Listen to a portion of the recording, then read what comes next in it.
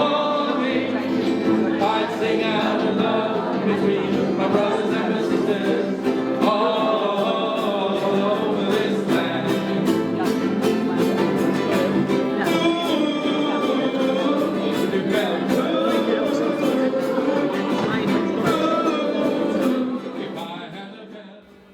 Kilburn is great. Kilburn is inclusive. Kilburn is diverse. The people are lovely.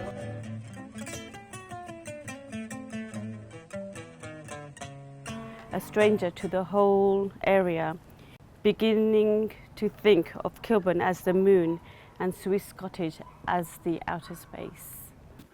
And when I moved in 20 years ago, I did wonder whether I was in Kilburn or not. Most people had never heard of Bronsbury Park, or even Queen's Park wasn't particularly on the map at the time.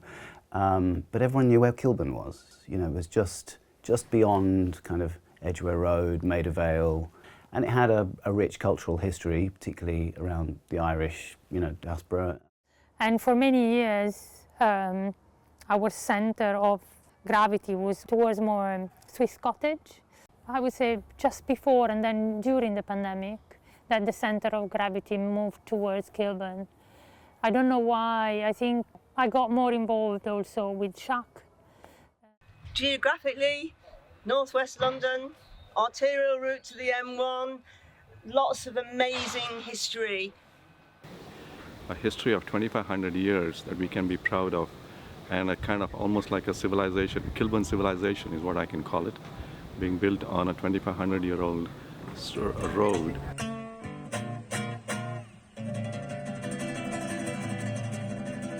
The other housing estates that are on Camden side, along just at the back of Kilburn High Road, those feel very much like Kilburn because you get out of your house and in 5 minutes you are in Kilburn, and here it's just 10 minutes.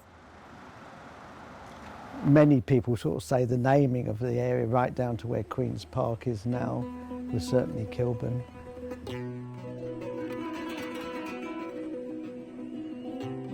Back in history, there is a priory that was named Kilburn, and the word itself is derived from a stream which is now underground and which you can hear under various sort of manhole covers in Salisbury Road as I cycle home every day. It's the Kilburn High Road gives in a way, the glue of holding it together.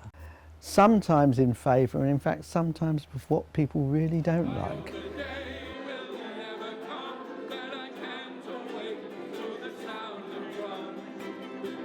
There was enough money to justify moving to Priory Court, a block of flats in an upcoming area of North London, predominantly inhabited by the Irish working class, Kilburn. Ronnie preferred to say that he lived in the more fashionable West Hampstead. That kind of reflects much of the time when I was here growing up in the 50s and 60s. And in fact, people in the same street, some will say they're in Kilburn, others will say they're in West Hampstead, and there is no clear dividing line anywhere. There is no such thing as a village with a boundary wall anymore. It's a series of intersections and overlapping communities that depend on the individual's experience. We could be neighbours in the same block and feel that our geographic community actually is quite different. For some indefinable reason, Kilburn seems to have managed, in terms of the day-to-day existence and people's normal lives, to accept a very wide range of people, to accept change, and at the same time to conserve. And people coming in really want to keep what they find in Kilburn.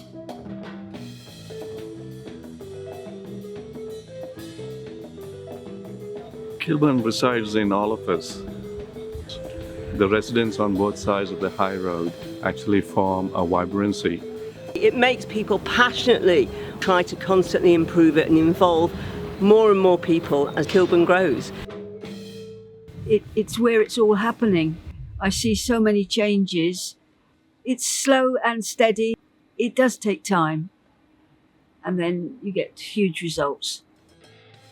What we've started to do is thinking of sort of zero waste way of creating, where if we're making a bunting, for example, something like that, then we don't need to hold on to it, and we can just give it back to the whatever community centres actually hosted us.